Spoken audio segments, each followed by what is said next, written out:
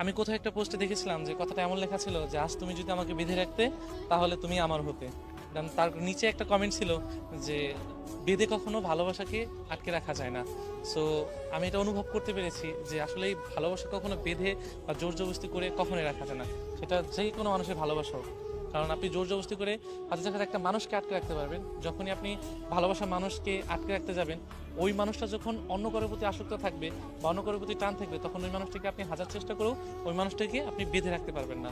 So জোর জবরদস্তি বলেন, বেঁধে বলেন, আপনি শাসন করে বলেন, কখনোই ভালোবাসার মানুষটাকে এভাবে আটকে রাখতে পারবে না। হ্যাঁ, ভালোবাসার মানুষকে একটা উপায়ে আটকে রাখতে হবে, সেটা হলো ভালোবাসা। ভালোবাসা যদি ঠিক থাকে বা দুজন দুজনের প্রতি টান যদি ঠিক থাকে তাহলে মানুষটাকে সারা জীবন আপনি বেঁধে রাখতে পারবেন, সেটা আপনি 70 বছর পর্যন্ত রেখে রাখতে পারবেন। সো আপনি জোর করে কখনো ভালোবাসা রাখতে পারবেন না, আর জোর করে ভালোবাসা রাখার মতোও না।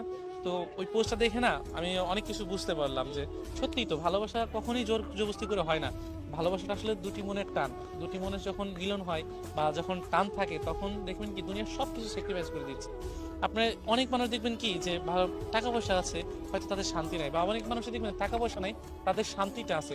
সো মানুষের না আমাদের সমাজে এই জিনিসটাই হচ্ছে যে যার টাকা পয়সা নাই তার ভালোবাসাটা অনেক আছে, আর যার টাকা পয়সা আছে তার ভালোবাসা নাই। আমরা হয়তো এই জিনিসটা নিয়ে খুব আপসেট আছি যে আমাদের টাকা পয়সা আছে ভালোবাসা নেই, বা ভালোবাসা আছে টাকা পয়সা নাই। তো আপনি যখনই যাকে ভালোবাসেন না কেন তাকে ছেড়ে দিবেন, মুক্ত আকাশে ছেড়ে দিয়ে হয়তো তাকে ভালোবাসার চেষ্টা করবেন। সে যদি আপনার হয় অবশ্যই আপনার হয়ে সারা জীবন থাকবে।